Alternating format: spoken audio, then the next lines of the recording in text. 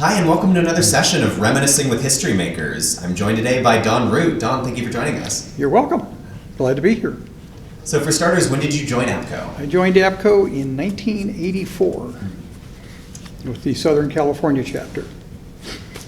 And during your tenure at APCO, tell us about some agencies that you worked for. Well, when I joined, I was working for the California Office of Emergency Services. I had just hired into Southern California as a new field coordinator. And one of my local contacts at City of Los Angeles was speaking at the chapter meeting. So I went down with him and met people and joined at that point. What would you say drew you to join APCO initially? Initially, it was the opportunity to work with the local agencies that I was assigned to deal with. The agency had not had a coordinator in the field in Southern California for about 10 years, and so it was getting back in the communications specialty and reestablishing contacts with 11 counties that I was dealing with.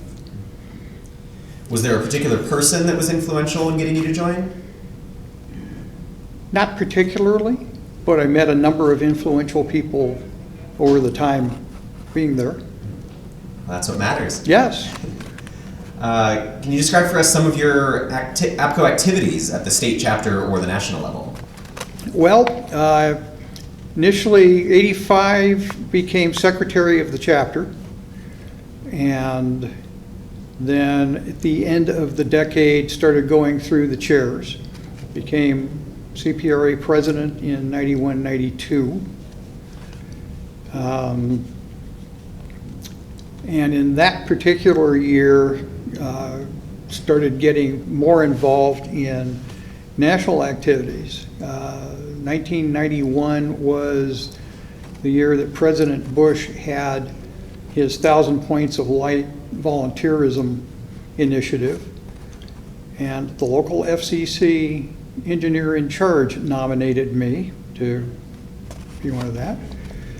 So we had a meeting in DC, and we attended the annual meeting of the Emergency Broadcast System Advisory Committee. And at that time, it was all broadcast personnel. And so at the end of the meeting that we sat in on, there was kind of, you guys, do you have any questions? And I said, yeah. Why is it that something that is done to be a partnership between broadcasters and emergency managers has no emergency management representation on the committee? And a few shell-shocked looks as people said, duh.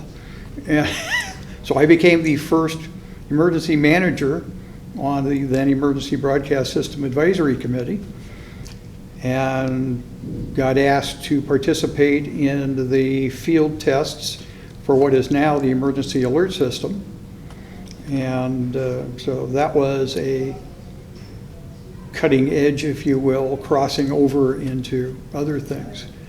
I also got involved with the Public Safety Wireless Advisory Committee in 94, 95, and have been participating with other spectrum related initiatives since then. So. Would you say you had a favorite activity during that time? Participation in the Spectrum Committee, participation in a couple other committees in APCO. Got heavily involved with an organization, the National Public Safety Telecommunications Council, of which APCO is a member. But that's about it. Yeah. Would you say your APCO membership has had a direct effect on your career in public safety communications? Yes, just because it has opened up contacts in other states, other parts, other parts of the country, internationally. Lots of benefit for somebody who's looking to establish a personal network, but also a professional network. So yeah. Yeah. What would you say you like most about APCO? the networking, the people, just over my nearly 40 years of membership, just so many people I've gotten to know, good times, both at meetings and just in general. A number of them I maintain contact with outside of the professional circles. So, but it's just a very productive organization. Is there something that you think that APCO does better than anyone else? I think that from a spectrum management standpoint, APCO excels at that.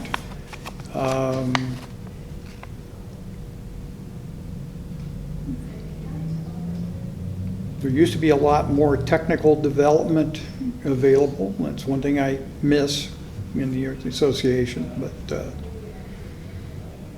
no, I think it's, spectrum, also just the support they've been going through in developing programs for telecommunicators, dispatch personnel, but it truly is an organization that covers both sides of the house, in front of the console and behind the console with the system management aspects. So now with the advent of NG911, what would you say APCO needs to do to stay current with emerging technologies? It's an area I'm not all that familiar with, and so I really can't speak to that one. Appreciate your honesty. Yeah. What stands out to you as a significant contribution during your time in office? Again, the emergency management breakover into the warning world, but also going through the entire Project 25 development over the last 30 years there. I am now the Project 25 manager for APCO, working on a contract with the Department of Homeland Security. So there's that even though I have retired from local government,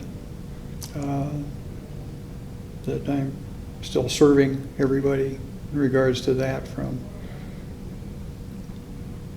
land mobile radio, and also we're starting to branch over to merging P25 with broadband communications and everything else. So That's great. all right.